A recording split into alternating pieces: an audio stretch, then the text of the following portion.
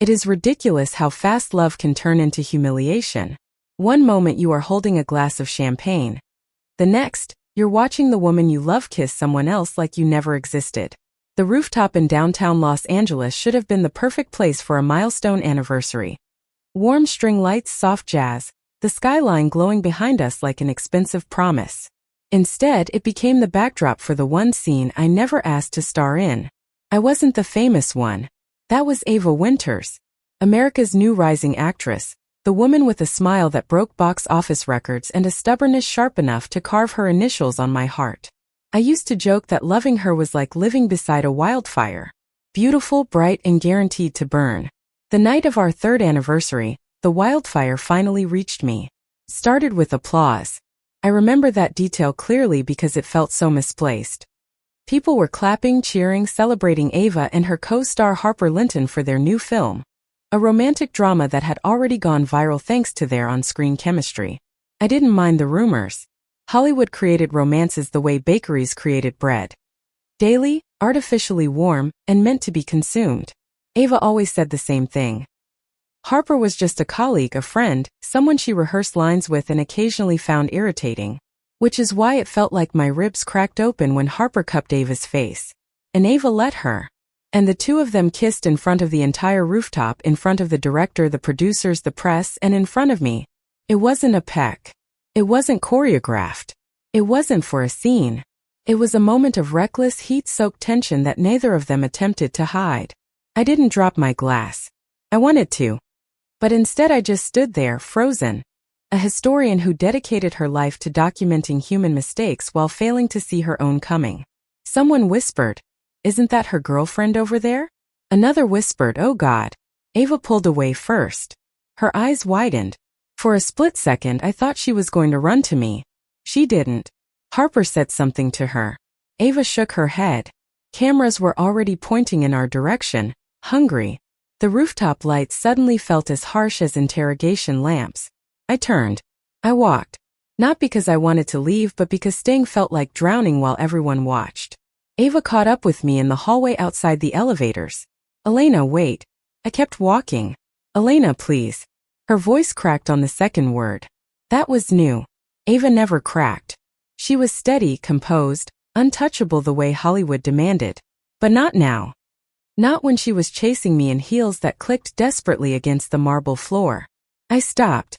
Slowly. Only because the humiliation was weighing down every step like wet cement. Ava reached for my arm, then hesitated, as if afraid I might burn her now. "Elena, that wasn't what it looked like." I laughed. Sharp. It slipped out before I could stop it. "Really? What did it look like?" "Because from where I stood, your mouth was on hers." Ava flinched. She always hated when I used logic like a blade. "I didn't kiss her. She kissed me."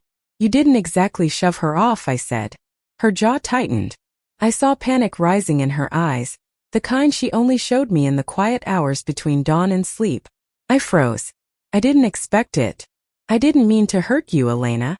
I swear to God I didn't." There it was, the problem. Ava never meant to hurt me. She just kept doing it anyway. When I stepped into the elevator, she followed. When the doors closed, she finally reached for my hand. "Please don't go home without me. We can talk. Please." Her voice was small. That scared me more than the kiss. But I let go of her hand.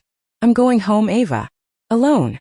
She stared at me like she was watching her world tilt off its axis. And maybe she was. Because for 3 years, I had been her anchor, the quiet historian who kept her grounded when fame tried to drown her. But I wasn't going to be the woman who forgave public betrayal like it was a scheduling conflict. Ava whispered something just before the elevator reached the ground floor. "Don't leave me." But she was the one who let go first. Not me. Our apartment in Santa Monica felt colder than usual. Maybe it was the ocean breeze, maybe it was heartbreak.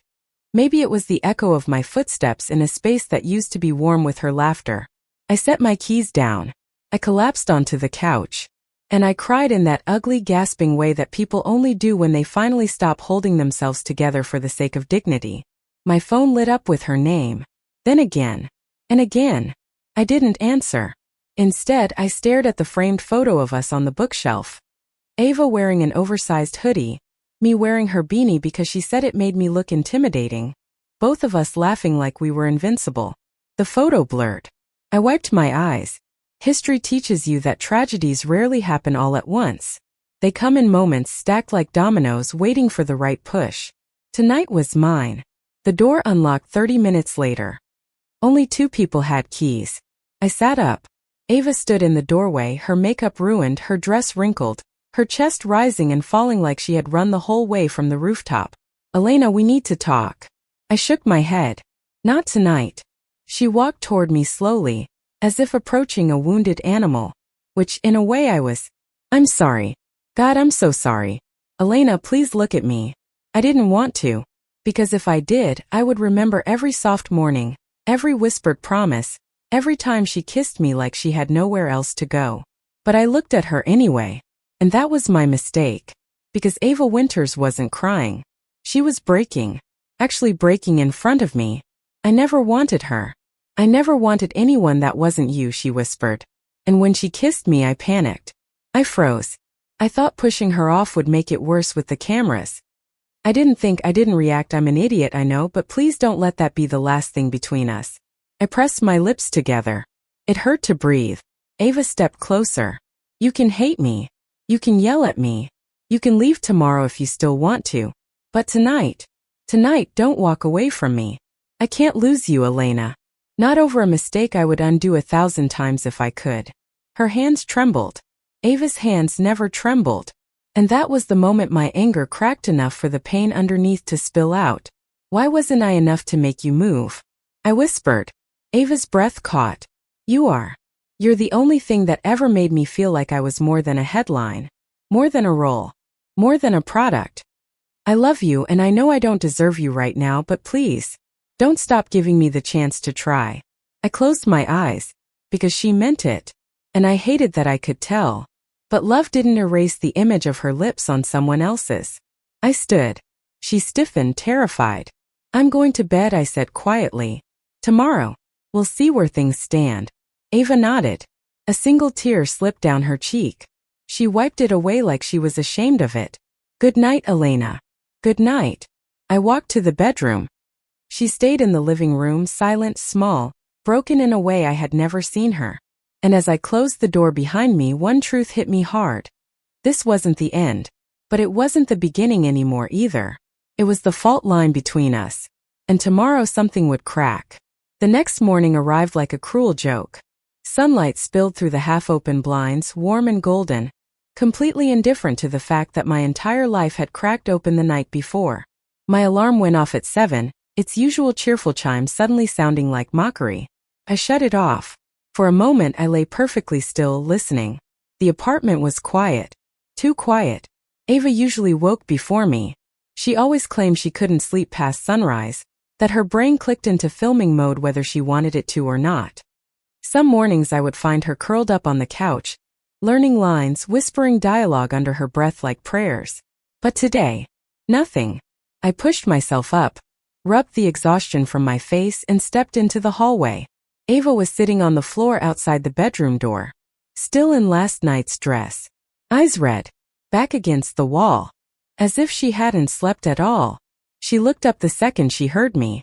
Morning, she whispered, voice raw. I swallowed. Morning. There was a long suffocating pause. Did you sleep? I asked. She shook her head. No. I wanted to be here when you woke up.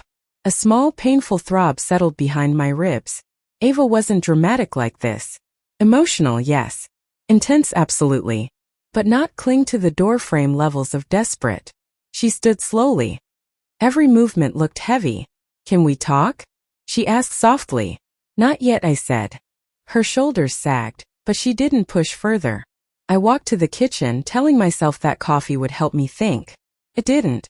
Ava stood beside the counter like a ghost haunting her own home.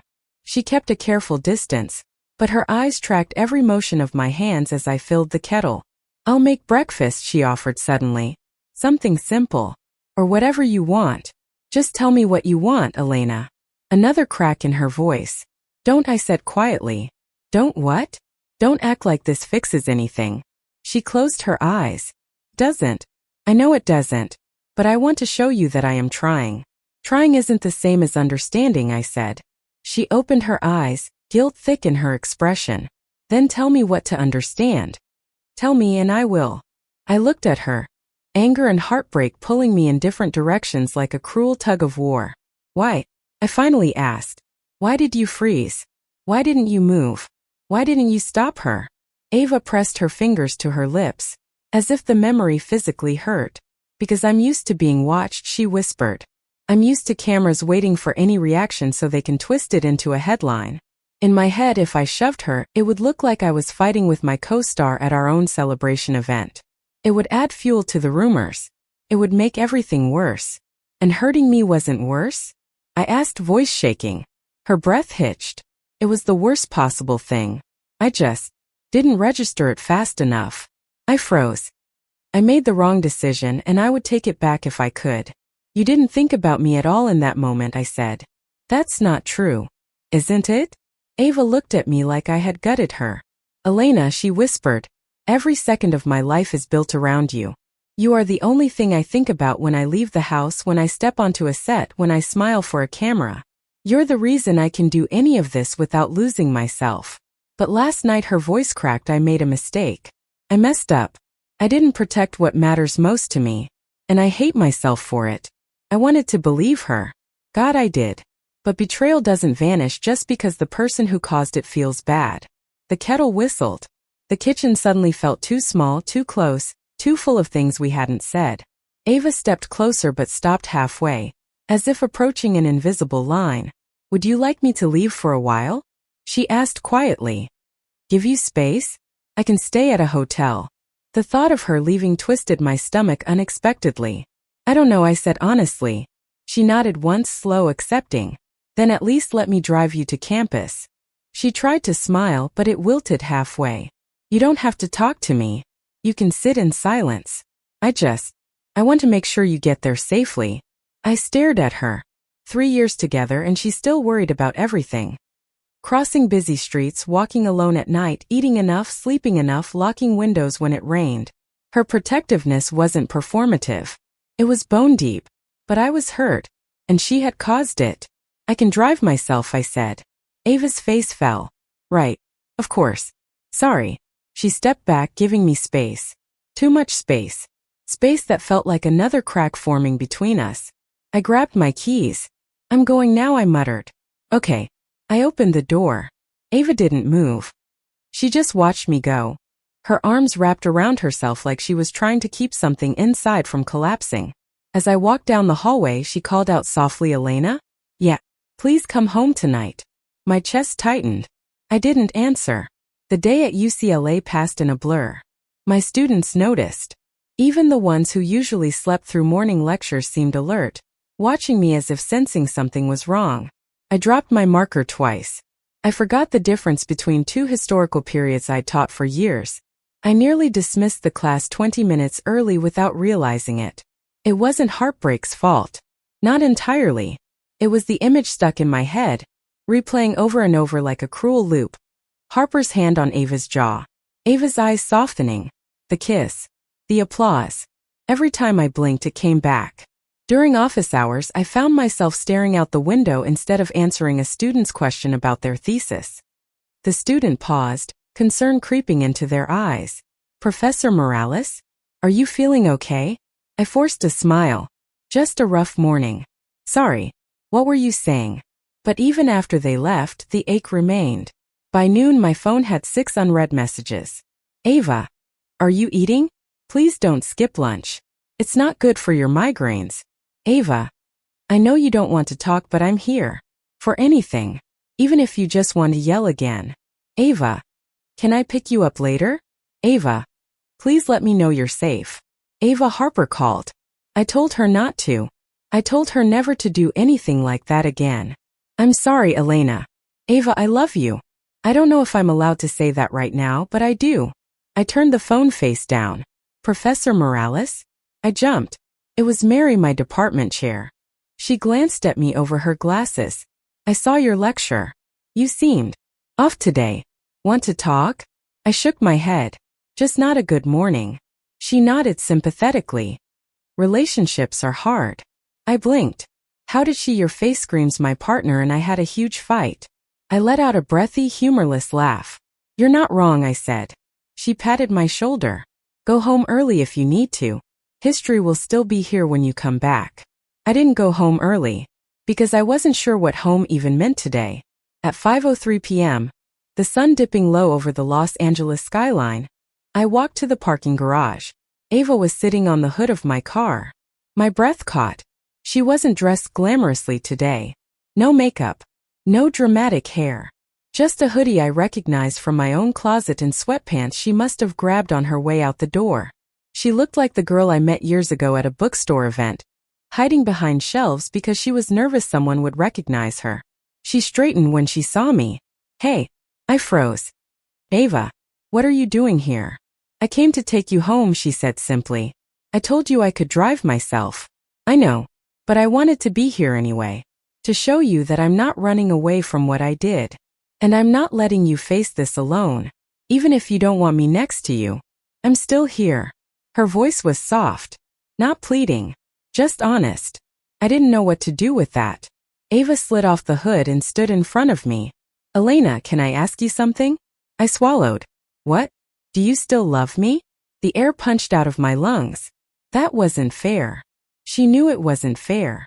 Her eyes softened immediately, realizing she had cornered me with the one question I wasn't ready to answer. Sorry, she whispered. You don't have to answer that. I just needed to know if there was still hope. I closed my eyes. Do you want to talk? She asked. We can go somewhere quiet. Or we can go home. Or we can take a drive up the coast. Or we can sit here in the parking lot until the stars come out. Just tell me what you need. I need time. Okay, I can give you time. And space. She flinched. But she nodded. I can give you that too. But you also need to understand something, she added, gentle but steady. Space doesn't mean I'm stepping out of your life. It means I'm giving you room to breathe. But I'm still here. I'll always be here. I opened my car door.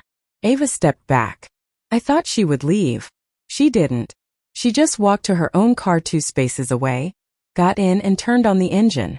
She was waiting for me to pull out first. And when I started driving home, she followed. Not close enough to crowd me. Not far enough to disappear. Just there. Making sure I got home safely. Exactly like she promised. When we reached the apartment, I expected her to rush inside behind me. She didn't. Ava lingered at the doorway. Can I come in? She asked quietly. If you want me to go somewhere else, I will. Just tell me. I hesitated. Come in, I said eventually. Her shoulders softened with relief. Inside, the apartment looked different than I left it. Cleaner. Warmer. There was soup simmering on the stove. A blanket folded neatly on the couch. Flowers in a vase on the table. Ava noticed my confusion. I needed something to do today, she admitted. Something that made me feel like I wasn't falling apart. Her honesty was disarming. We stood there in silence. Elena, she said finally. Yeah, can I hug you? My throat tightened at the simplicity of the request. She wasn't assuming. She wasn't demanding. She was asking permission to hold the woman she'd been in love with for 3 years. I looked at her, really looked at her. The red eyes. The trembling fingers. The fear barely contained beneath her composure. The love she wasn't hiding. Not tonight. Maybe not ever. I stepped closer. Ava froze, breath caught. Then I nodded. Her relief was so palpable it almost hurt. She wrapped her arms around me slowly, like she was afraid I'd vanish if she moved too fast. The moment our bodies touched, something inside me cracked open, something that hadn't broken, just bent under the weight of everything. I melted into her just a little. Ava exhaled shakily, her forehead pressing to my shoulder. Thank you, she whispered. Her embrace wasn't desperate this time.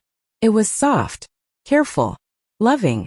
And for the first time since the rooftop, I didn't feel like I was drowning. But forgiveness wasn't simple. And tomorrow would bring new fractures, new truths, and new choices neither of us were ready to make. Because love wasn't the end of this story. It was the battlefield. 3 weeks later, on a quiet Sunday morning, I woke to the sound of soft piano music drifting through the apartment. Ava never played music this early. She barely functioned before coffee. But today the notes were tender, slow, like someone thinking with their hands. When I stepped into the living room, she was sitting at the piano bench, hair messy, wearing the same old hoodie she stole from me the night she first said I love you. She didn't notice me at first. Her fingers moved hesitantly, almost shy, as if she wasn't sure she had the right to create something beautiful anymore. I leaned against the doorway and watched her until she finally turned. Oh, she breathed. Hi. Hi. She cleared her throat. I didn't wake you, did I? No. It's nice. She smiled, small and warm. She hadn't smiled like that since before the rooftop. It hit me unexpectedly how much I missed it. I walked closer. She scooted over on the bench automatically, as if her body was wired to make space for me. What are you playing? I asked. Something I started writing while you were asleep, she said softly. I thought, maybe I could finish it today. Can I listen? She nodded, cheeks flushing gently, and placed her fingers back on the keys.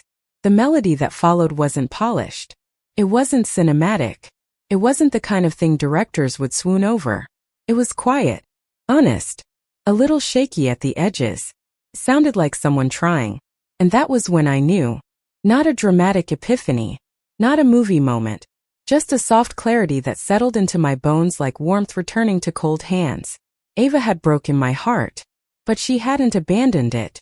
She had carried it trembling in her palms every day since. And I still loved her. More than I wanted to. More than I had admitted even to myself. When she finished, the last note hung between us like a breath waiting to be exhaled. Ava looked at me carefully. How was it? Beautiful, I whispered. Relief washed over her face like sunlight. Then her expression shifted, hopeful, afraid, brimming with something fragile. Elena, can I ask you something? I nodded. Are we okay? The question wasn't dramatic. She didn't plead. She didn't beg. She just looked at me like a woman who had learned how to hold love gently, afraid of pressing too hard. And maybe that was enough. I sat beside her fully, our knees touching. We're getting there, I said softly. Her breath caught. Her eyes glistened. Can I kiss you? She asked in a whisper so careful it almost broke me. I cupped her cheek. Yes. She inhaled sharply, like she'd been underwater for 3 weeks and finally reached the surface. When her lips met mine, the world didn't explode. There were no fireworks, no cinematic orchestra swelling in the background. It was quiet, warm, familiar. It was home. Ava kissed me with a tenderness I'd never felt from her before, slow, reverent, like she was memorizing forgiveness one breath at a time. When we finally pulled apart, her forehead rested against mine. I missed you, she whispered. I missed you too. She laughed softly in disbelief, brushing her thumb across my jaw. I still can't believe you're here. I'm here because you worked for it, I said. Because you didn't run. Because you chose us every day, even when I didn't know if I could. She swallowed hard, trying not to cry. Thank you. I smiled. Don't thank me. Just keep choosing me. Always, she said instantly, like reflex. She kissed me again, this time smiling into it, and the apartment seemed to breathe with us. Warm and alive in a way it hadn't been since before everything fell apart. Ava tucked a strand of hair behind my ear. Can I show you something? She asked shyly. I nodded. She led me to the bedroom, the one she'd been sleeping in alone for weeks, and opened the top drawer of her nightstand. Inside was a small velvet box. My heart skipped. Ava winced. Wait before you panic, it's not what you think. She opened the box. Inside wasn't a ring. It was a folded piece of paper worn at the edges. What is that? I whispered. She hesitated, then placed it in my hands. It was a letter. An old one. My handwriting. I realized what it was immediately. The letter I wrote her on our 1-year anniversary. The one I left on her pillow when she was filming in New York. The one that said all the things I was too scared to say out loud. You kept this? I breathed. Ava nodded, cheeks pink. I keep all of them. Every note. Every little scribble you ever gave me. I read this one every night these past 3 weeks. My chest tightened. Why? Because it reminded me of who I get to be when I'm with you. And who I want to be again. I looked up at her, this woman who stood in front of millions without fear but trembled in front of me. I reached out and took her hand. Ava, I said softly, we're not perfect. We're never going to be. But I don't want perfect. I want this. I want us. Messy, complicated, real. Her breath hitched. Does that mean we're okay? I smiled. It means we have a future. Her eyes fluttered shut in relief. Then Kanish paused, voice trembling. Can I come back to our bed tonight? I stepped closer. Yes, I whispered. Come home. Ava exhaled shakily and pulled me into her arms, and everything that had been aching for weeks finally settled into place. Not because the pain was gone, but because we were choosing each other anyway. And that choice, quiet, steady, and perfect, was the kind of love I wanted for the rest of my life. Thank you for listening. Like and subscribe to get notifications about next videos.